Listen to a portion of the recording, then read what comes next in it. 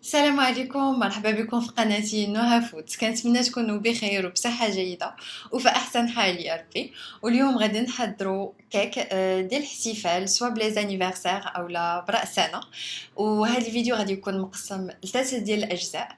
الجزء الأول غادي نحضروا فيه البات جينواز، الجزء الثاني الكريم شانتيي، والثالث غادي يكون ديال الديكوراسيون. المهم خليكم معايا شوفوا المقادير وطريقة التحضير. وبالنسبة للمقادير عندنا 150 غرام ديال السكر الخشن أولا سنيدة، 4 ديال البيضات، 200 غرام ديال الدقيق الأبيض أولا الفورس، الملح، فاني، وكيس من خميرة الحلوى 8 غرام. ودابا نمشيو ونحضروا الجنواز. وفي الإناء درت 4 ديال البيضات اللي كيكونوا بدرجة حرارة المطبخ، زدت عليهم 150 غرام ديال السكر الخشن أولا سنيدة، وزدت الفاني والملح. ودابا غادي نطربوا هاد المكونات كاملين مزيان حتى يتضاعف الحجم ديالهم. وغادي نطربوا هاد المكونات مزيان مده ديال 5 دقائق حتى ل 10 دقائق باش تصدق معنا الجنواز. خاصنا نطلعوا البيض مزيان، خاصنا نبقاو نطربوه حتى كيتضاعف الحجم ديالو وكيولي بيض. وكل ما طربنا هاد المكونات مزيان كتنجح معنا الجنواز. كيف ما قلت لكم البنات حتى المده ديال 10 دقائق. المهم كيبقى على حساب الجو، وسورتو دابا الجو بارد، من الاحسن نطربوها بزاف. حتى لما بغيتوش تطربوها بزاف تقدروا ديروا اناء اللي فيه الماء دافي وديروا في قلبه هذا الاناء اللي فيه هاد المكونات وطربوا. سينو لما درتوهاش طربوا مده ديال ما بين 6 حتى ل 10 دقائق. مهم انا خدات معايا 6 ديال الدقائق، ولكن كيف ما قلت لكم بعض المرات كتاخذ حتى ل 10.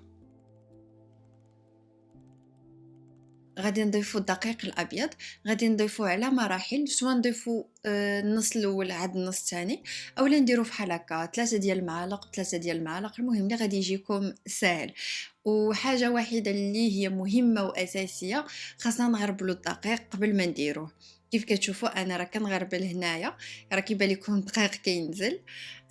وإلا لاحظتوا واحد الحاجه، انا استعملت الكميه ديال السكر ماشي قدها قد ديال الدقيق، حيت ما بغيتهاش تجي حلوه بزاف.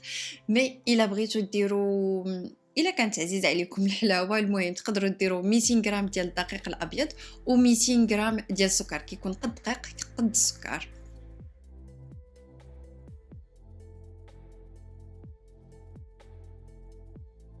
واخا في الجنواز معروف كيكون قد الفورس قد السكر الخشن. المهم انا اكتفيت غير ب 150 غرام حيت كلشي اللي غادي نستعملو فيها غادي يكون حلو. داكشي علاش نقصت شويه من الجنواز. المهم حيت عارفين سيرو حتى هو غادي يكون حلو، والكريمه اللي غادي نستعملو غادي تكون حلوه. فراه غادي تجي حلوه بزاف. من الاحسن نقصو. المهم بالنسبه للناس اللي ما عزيش عليهم سكر بزاف.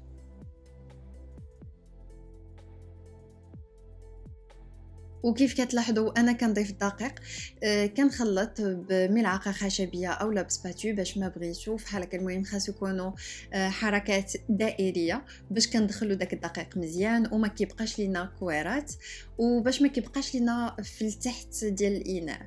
كنبقاو وسورتو ما خصناش ندوروا بزاف، نخلطوا بزاف باش ما كيتهرسش داك البيض وما كنخرجوش منه داك الهواء اللي دخلنا. يعني كنحاولوا نديروا غير بشويه بشويه.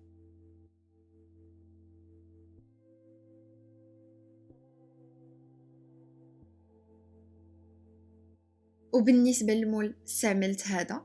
المهم دهنته بالزبده اولا زيت نباتيه اللي بغيتو، غير باش يتشد لينا هاد البابي كويسون. ودورت عليه بابي كويسون من الجناب ومن التحت، وعاد غادي نصبو الخليط اللي وجدنا. وبالنسبه للطريقه ديال الطياب ديالها فحال الكيك، كنشعلوا الفران الفوق والتحت على درجه ديال الحراره 200، ومني كندخلوها كنطفيو الفوق وكنقصوا الحراره ل 180. بين ما طابت لينا من التحت وتحمرات كنطفيو وكنشعلوا الفوق تاخذ لينا داك اللون الذهبي اللي من الفوق حتى هو. ما كتاخذش بزاف ديال الوقت. وحتى لا خرجتوها من الفران وبانت لكم ما مستويش السطح ديالها، بحال شي جهه منفوخه وجهه لا، اولا جوايه اخرين منفوخين، تقدروا تقلبوها مني تخرجوها من الفران وتحيدوها من المول، تحطوا وجهها هو اللي على الشبكه باش ديك الساعه كيتساوي لينا السطح ديالها. صافي كنديروا ليها هكا غير باش كيتقاد لينا الوجه ديالها. وكندخلوها طيب. وبالنسبة للكريمة خديت نص لتر ديال الحليب اولا 500 مليلتر اللي كتكون باردة، صبيتها في الاناء وضفت ليها جوج ديال لي ساشي اولا جوج الاكياس ديال شونتيي. تقدروا تاخذوا اي نوع اولا تقدروا تستعملوا الكريمه اللي كتكون سائله، ماشي هذه اللي كتكون بحال هكايا بودغ والحليب، ما تقدروا تستعملوا غير هذيك اللي سائله. المهم استعملت هنا جوج ديال لي ساشي وغادي نطلعهم مزيان بالباتور اولا الخلاط الكهربائي. وضفت حتى الفاني غير باش كيعطينا النكهه. وكيف كتلاحظوا حتى هنا ما استعملتش السكر حيت اصلا شونتيي اولا هاد الكريمه ديال شونتيي كتكون حلوه والفاني حتى هو حلو.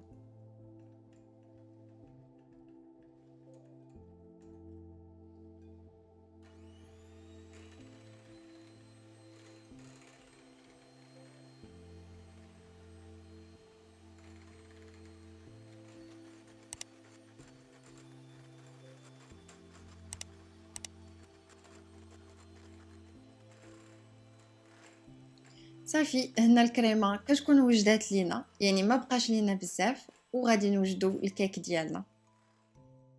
ودابا وصلنا للجزء الاخر ديال الديكوراسيون. المهم هنا كنت قطعت الجنواز من قبل، ولكن ما قطعتهاش ديك الساعه ملي خرجتها من الفران، خليتها ليله كامله عاد قطعتها. هي من الاحسن كل ما خليتوها اكثر عاد قطعتوها كيكون احسن، حيت الا قطعناها ديك الساعه ملي كنخرجوها من الفران كتولي كتفرست لينا بزاف. دونك من الاحسن نخليوها 3 ديال السوايع اولا الغد ليه، كل ما خليتوها حتى الغد ليه كيكون احسن. المهم دابا كندير الطبقه الاولى كنسقيها بالسيرو، خاصنا نسقيوها مزيان باش ما تجيناش ناشفه وكتجي رطبه وكتجي زوينه. بالنسبه للسيرو اللي استعملت غير كاس ديال الماء، درت معاه نص كاس ديال السكر، غليتهم مزيان وكنسقيوها هكا مزيان. وهنا استعملت الكروسيون، غادي نحاولوا نصيبوا على الوجه ديالها كامل. بالنسبه للكروسيون ما صيبتوش غير شريته عند واحد المحل صراحه اللي كيبيعوه زوين بزاف، الا بغيتو نخلي لكم العنوان. ودابا كندير الكريم شونتيي حتى هو كان ايطاليه مزيان عليها الكريم اللي حضرنا.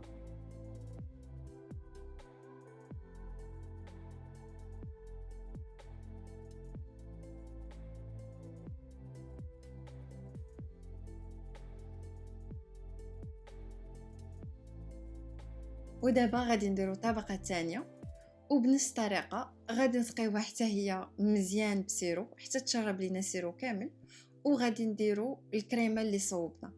وبالنسبه لهاد الطبقه سواء تخليوها هكا غير الكريمه اللي حضرنا اولا تستعملوا شي ديسير اللي كيعجبكم نتوما، سواء الفريز اولا الخوخ العنب، المهم اي حاجه بغيتوها اللي غادي تعطي واحد انتعاش اللي زوين للحلوه ديالنا. وبالنسبه للطبقه الثانيه الا لاحظتوا منين جيت ندير الكريمه درتها بجيب حلواني من الاحسن باش كتعاوننا وما كنبقاوش فحال بسباتوي خاصنا نقادو هاد الجنب لا هاد الجنب ما تقادش لا هذا طالع هذا نازل. المهم بوشكي صراحه كيعاوننا بزاف باش كنديروها دغيا وما كنبقاوش معذبين معاها. مهم كيف كتلاحظوا هنا درت 4 ديال الطبقات كلهم درتهم بنفس الطريقه.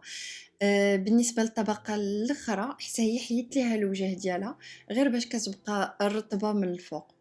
وكيف قلت لكم لداخل تقدروا تستعملوا اي حاجه، تقدروا تستعملوا حتى طريفات ديال الشوكولاته، المهم الزواق كيبقى على حسب الذوق. ودابا غادي ندور عليها الكريمه كامله، وكيف لاحظتوا انا درت هنا البابي كويسون باش ما يتوسخش ليا هذاك الطبق اللي غادي نقدم فيه، ومن بعد غادي يجيني ساهل نحيدو. المهم كنكمل الكريمه في الكيك ديالنا كله ومن بعد عاد غادي نقادها. ودابا غادي ندوزو للمرحله اللي غادي نقادو فيها الكريمه، حيت من طبيعه الحال ما غاديش نخليوها هكا. المهم كيف كتشوفوا كنحاول نقاد ليها الوجه ديالها، الجناب حتى هما ما غاديش نخليوهم هكا غير باش من بعد نديروا ليها شي ديكور لي زوين. ومن بعد ما قاديتها كامله خديت هذا اللي على هذا الشكل زيكزاك وغادي نحاول نقاد ليها الجناب باش نديروا ليها الجناب ديالها زيكزاك.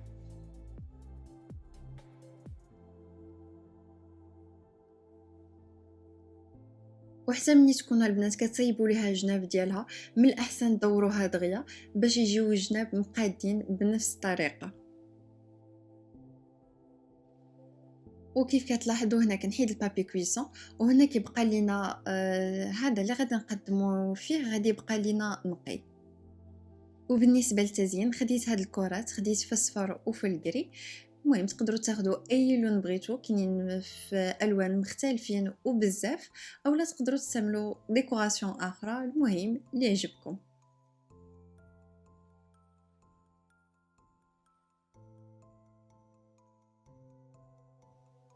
وغادي نبدا نوضعهم على هاد الشكل، غادي نحاول نثبتهم مزيان في الكريمه.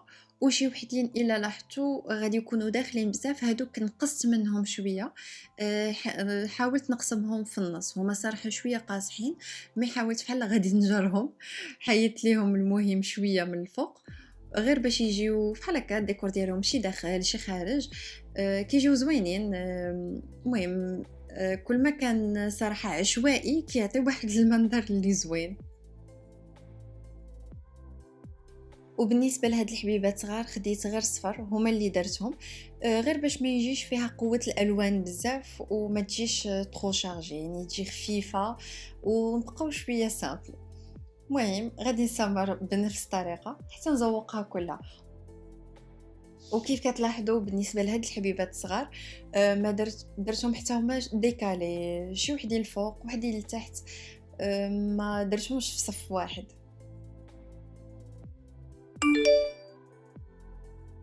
وهذا هو الشكل النهائي ديال الكيك. بالنسبه لهذا الكيك الا كنتو باغيين تحضروه لشي مناسبه تقدروا توجدوه قبل ب3 ايام، توجدوا الباتا جينواز قبل ب3 ايام، راها كتصبر ما عندها ما يطرى ليها. تقدروا توجدوها حتى قبل بسيمانه وتحتفظوا بها في المجمد، كتصبر لينا. تقدروا تخليوها في المجمد ما عندها ما يطرى ليها حتى النهار تبغيوها تجبدوها وديروا لها الديكوراسيون اللي بغيتو.